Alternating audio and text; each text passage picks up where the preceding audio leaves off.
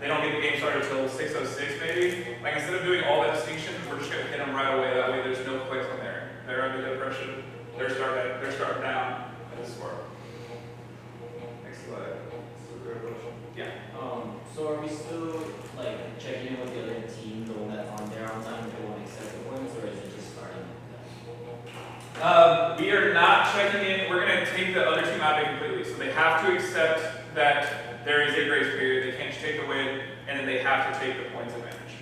If we get complaints from that, that is something potentially we could change. Because there are going to be some teams that are a little upset. They already were better than them, and it's going to feel pointless because they already have this big lead.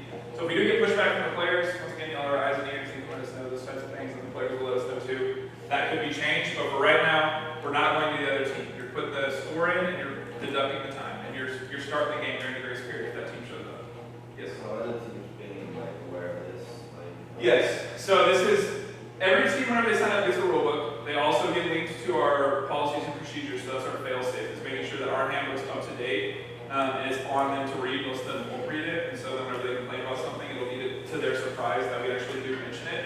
And then it's also just going to be, that's going to be something that we talk about throughout the season in our officials meeting and stuff like that, or our captain's meeting with the officials and the players. So it's going to be a little bit of a change. The players will get used to it after it happens to them the first time. Yes. Wait, so just to make sure, like if the game started at 6 and they don't get there about 6:08, they're just in basketball, they're still down 20-0. Yep. Okay. If they get there, if they're not ready to go at 6 o'clock, if they start the game at 6:01, they're starting down 20-0 basketball. Time does not matter during the grace period. And ultimately, they're being disrespectful of everybody's time, so I don't really care to be accommodating to the team that's late. I know it's a little bit harsh, but we're going to switch to that. If we get a lot of pushback, we can look to change it. But for now, that's what we're rolling with. Yeah, so ejections and suspensions. So with the ejection, the first thing is filling out a form on Connect 2. So we talked about it for IJPs. Your ejection form is going to be there as well. We need this form filled out because when you eject somebody, that player gets suspended on our end the next day when we're in the office, and we need to have all the information of what happened. That includes direct quotes that they said to you, actions, getting statements from the people involved. So the officials that ejected on the game will have to submit a statement in that report. And as supervisor, you have to get involved immediately. So if somebody gets ejected from the court or the field, the official will be taught during officials training to get your attention, and you have to go over, and that's kind of like the priority situation. And so you want to gather as much information as you can from the participant. Obviously, the participant's going to be disgruntled if they just got ejected. Almost any time, in my experience, when a participant gets ejected, most of the time they just leave, so it's hard to get information. So you've already got them checked in. We can get their name, email, and phone number and all that stuff just from that without having to stop them, which is fine. You can also use their captain to get their information because their team's in trouble. So that captain can give you attitude, but ultimately that would be something more so that you put in the ejection report and supervisor report to let us know that their team was giving you issues after, and it will be a harsher punishment. So most of the time the captain's still going to be on your side because they understand, like, crap, my team's in trouble. Let me be the angel right now so we don't get as big of a suspension. You can go to that captain, get that information from them, and you'll see on the form, like, there's just fields that you need so we know who we're dealing with. But once again, you're checking ththose people in, so you have their IMLeagues account. Their IMLeagues account has their name and their email address on it. So at the very least, we will always have that. Yes? Something I want to add to that, when you're reporting, like, when you're giving what the situation is for the ejection, it's really important to know, like, game situation, as well as, like, tensions, what's going on before, after. It's helpful for Kelly and I if you, like, tell us how the participant handled being ejected. Just stuff that we deal with on our end when we're talking to them later, it helps knowing the context of what the situation is. So when we say be as detailed as possible, we don't mean explaining what they did to be ejected. We literally want, like, story time, paragraph, like, as much detail as you can provide and as context as you can makes it easier on our end for, like, how we may discipline them. And ultimately, we're going to bring you into the office if we don't have a good enough explanation. So it eliminates that step too, so you don't got to go out of your way the next day. If a fight breaks out, obviously you've got to handle it first. The dealing with fights is going to be talked about more in officials training, but just on supervisor end, if a full-on brawl breaks out between, like, usually even if it's one-on-one, if it's it's just 2 players being stupid. But if it's a team, for sure, the game's just being abandoned right away. If punches are thrown on both sides, it's a forfeit. If both teams are a part of that fight, then it's going to be a double forfeit on both teams. If one team's the one throwing the punch, then it's obviously just going to be on that team. But you need to handle the situation first. We're going to give you the technique to handle the situation. The biggest thing that I can tell you right now is you're not jumping in the middle of it. We're not asking you to play peacemaker. Let them get their frustration out. You're going to back up and record everything and visually look at everything. I've had supervisors in the past, yes, pull out their iPad and record it. That's the most helpful thing you can do if you have the iPad. We don't even need a statement at that point from you when you've got it on video. So it makes your job easier. You can give us the context leading up to it, but during the altercation, if you've got it on video, it makes it 10 times easier. And almost every single time we've had a meeting, a patron's going to come in and lie, right? They're not going to tell us the full truth because we weren't out there. The video makes that a lot easier to get rid of those lies. Next slide, please. And so this is what the ejection form is going to look like. And so this is what I was talking about. So you need their name, you need where it happens. You will always have their name and email from IMDs. So when somebody signs it, you have their name and email right away. And then we can find out the rest if you can't get that information. It's like an ID number. If we know their name and email, we can look them up in our system and find out their ID number. If you can find that out from either them, sometimes the ejected participant will stay and talk to you. If not, captains on their team or somebody on their team that has a cool head. But yes, you'll fill this out. You have to be scripted in the next slide. Underneath it, when it gives you like it gives you a section like give all your statements. You gotta be detailed. That's what we're talking about. Yeah, I already pretty much hit on all this stuff. It's about saying yellow cards, technicals, UC flags. Those are your 3 different tools in each different game. Each sport requires something different on the official side. But we will get our officials in the habit of using these, and you just know that the yellow cards, technicals, UC flags deducts 1 point. Red cards and ejections deducts how many points? And that's because it takes 2 of those on top to equal a red card or an ejection, right? So that's where the common sense is on that. Each penalty does sportsmanship. Yep. Skip that, we got to break for that. Sweet, so our clubs. Real quick, something that's very important, you're probably going to forget, but if we correct you, or you do remember, I want y'all to get into the habit of this.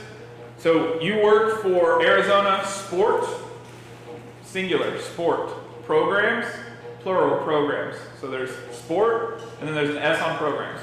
So that's the title of our department. You oversee club sports, so it's not sport clubs, it's not club sport, it's not sports clubs, it's not sport club, it's club sports. And then you oversee intramural sports. So those are our official titles, and we just want to get in the habit of saying that because some people in clubs are very particular about that, and that's what the university has also approved for us. So we're technically not state. It just looks bad if the program that is overseeing that stuff is not calling it by its correct name, because other people in rec know what those programs are supposed to be called. Like I said, I still mess it up. Where I came from, it was sport clubs, so I'm still trying to get used to it too.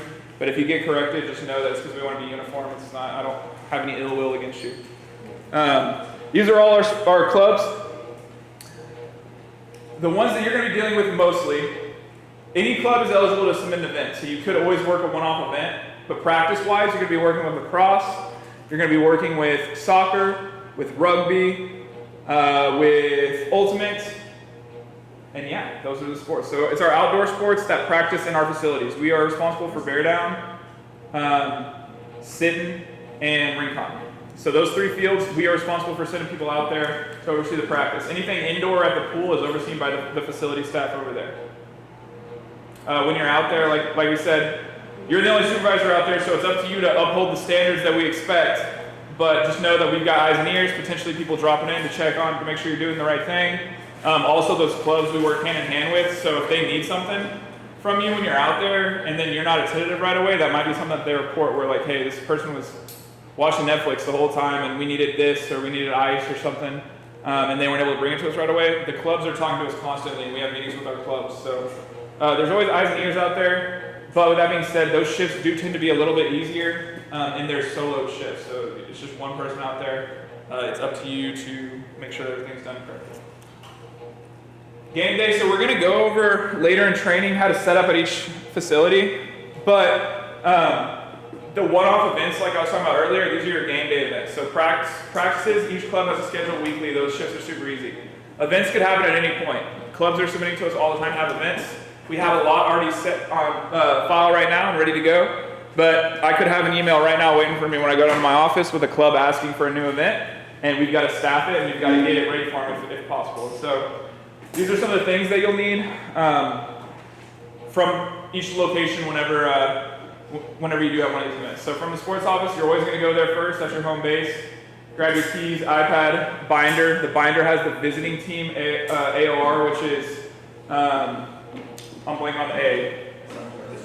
Assumption of risk, there you go.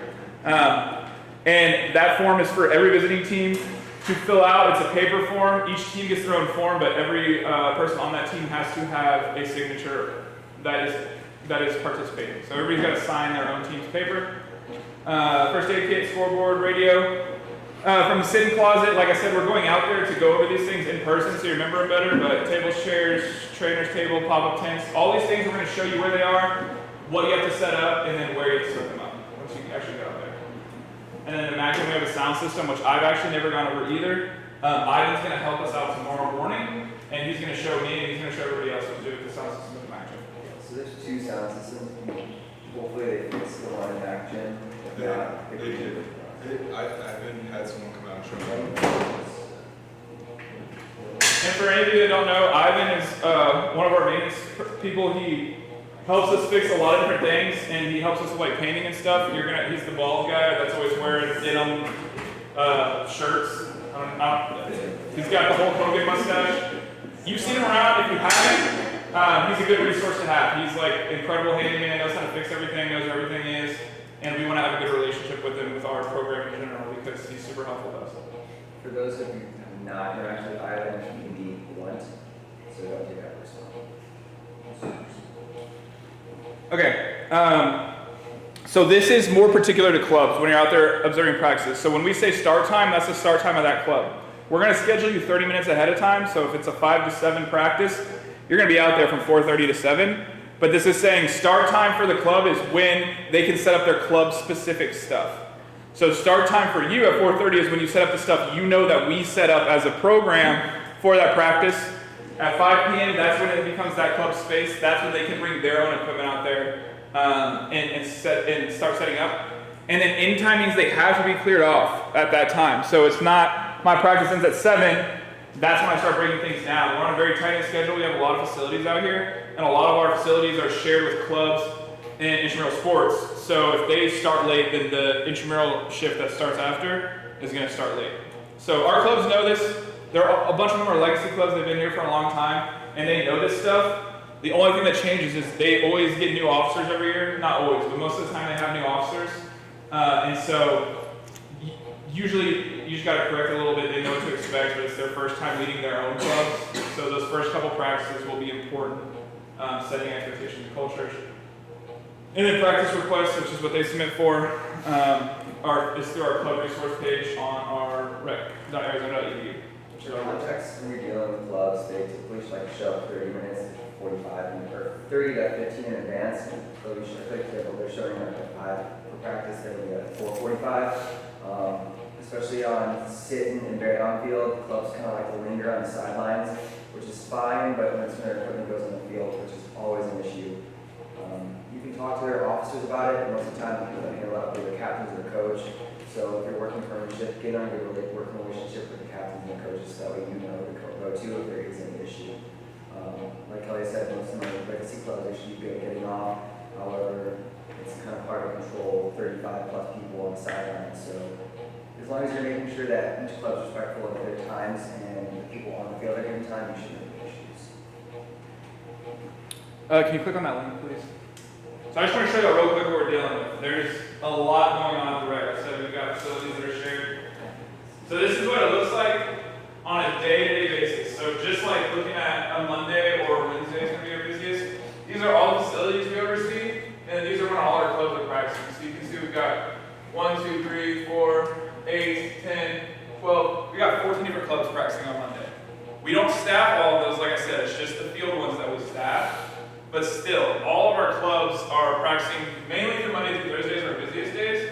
And so just like we're being attentive to y'all and we're trying to train y'all, we are also, Rachel and I are responsible for club sports as well. And so they've got a bunch of athletes and we're trying to help out them too. So our job is not only intramural sports, and also as a supervisor, your job is not only intramural sports, you're also a club sports supervisor. So you need to be knowledgeable on, at the very least, what a club sport is, which a club sport is just an organized sport on campus that is a step below varsity and a step above intramural sports. It's the best way I like to explain it. It's people who have that common interest, but it's not a varsity sport on campus.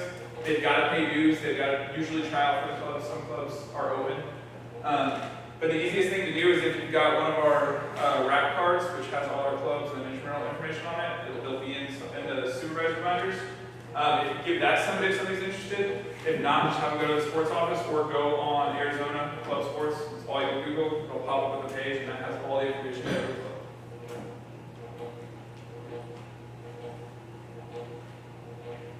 Go to the next one.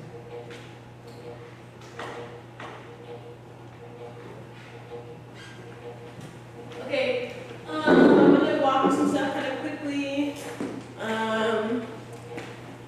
We're gonna go over just a little bit about U access and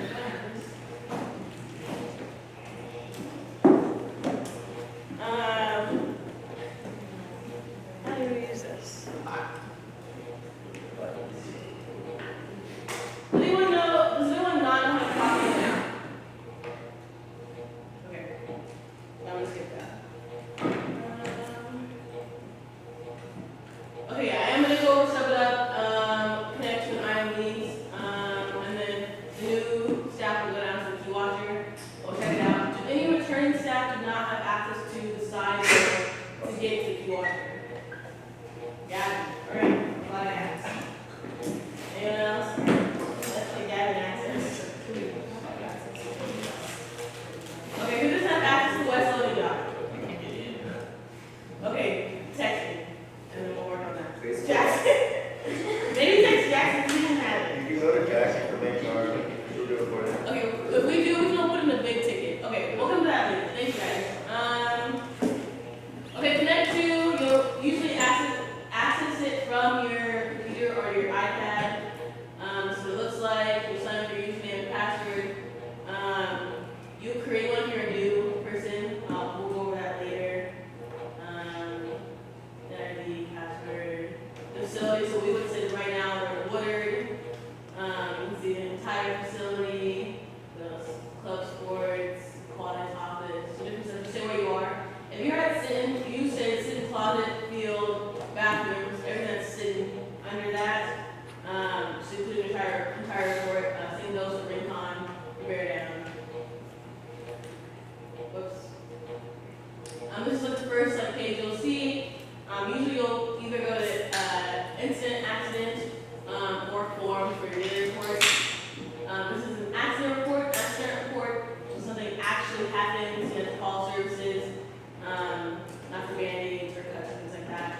An incident, you phone information. Person's involved. The biggest thing is their first and last name, the address, that's important, gender, types of injury, and you'll choose on certain body parts. So you say, oh, I got an arm thing. Last semester, this really big guy, like 6'5", stocky, was playing basketball, broke the rim, had a bajillion little cuts all over his body. He was Shattered the backboard. Yes. That is an accident report. He was totally cool, right? But something that's happening. He had to go to the bathroom and walk all his cuts and stuff. He was fine, everything was okay. But something you would know in your report that night.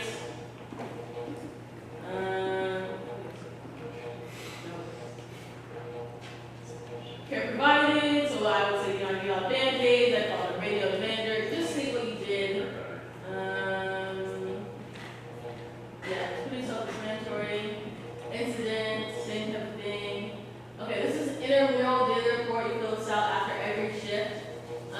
The biggest thing they have to know is that there's a difference between forfeit and default, which we went over. If you forget, please ask. Right, you guys asked a billion times and put it in correctly. So please note teams that only forfeited, and also know that free agent teams are not marked as forfeit. Just note that in your daily report. What else? if you're losing access to something, I know a couple of our managers last semester, they lost access when they became managers and lost their stuff through sports, so just know the type of stuff in your daily report, things that are happening. If it was cold, we always read them, so we want to know what's going on during your shift, during them. Club practices, these type of thing, what's going on, about iPads, about the radio, the first aid kit. Also, if the first aid kits are running low on things, please let us know which office staff replenishes those, and we don't look at them on our own account. So, any questions so far? Okay. Can you go back to the previous slide? One more. It applies to both, but it was more obvious on the intramural. So the tell us anything and everything, we've already said it with our rejection form and our IJP forms, but you have to be descriptive here. It was a good night is not, it doesn't do anything for us. There's no point in us reading that, right? And so we need to know exactly what happened. Jonathan is the king at writing grade data reports, and in that he talks about his officials who struggled. He gives us, or struggled or did well. He gives us suggestions on ways to improve how a night-to-night shift can go. Like I said, your pro staff is not out there at night every single night.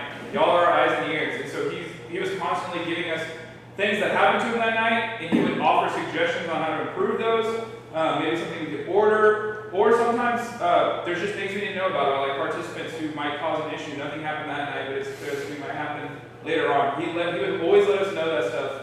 And so, especially with intramural sport data reports, we need to know that. It should be 4 to 5 sentences at least. Okay, thank you. Everyone understand? Just more the better. Alright, club events was kind of like similar, but we're gonna talk about how many people were in the stands, participants who are playing, just a rough estimate of what's going on. I know it's a little difficult when it's a tournament with like 4 different teams, they're all going across and back on the fields. It's your best guess, and if you're working with someone else, you can compare your two numbers. All the scores, home and away, and you should always ask the scorekeeper, they'll be next to you, so you can ask if you forgot after the game was passed, they're always bookkeeping. Alright, this is the Item Leagues desktop. If you have not created an items account, please do so soon, so we can get all the bugs worked out. On a regular IM shift, you'll go to the first page, you'll go to look at the schedule. This goes between the desktop and the app. My slides are deleted, sorry. Please do not recommend people use items on their phone or their app if they're trying to bypass or anything that's like admin related. We also don't take QR code. I had a couple kids come and show me their code and just take cat cards to check in. So please apologize on our behalf. But yeah, so desktop is the best way to purchase a pass. There's lots of ads, so just get in the way. So look at the schedule for the day, look at the sports, you'll type it in. Make sure you're saving at the bottom of the screen. Every time you're checking someone and you leave your computer and you go away from something, or else it won't save because it's kind of like annoying. If someone is like, hey,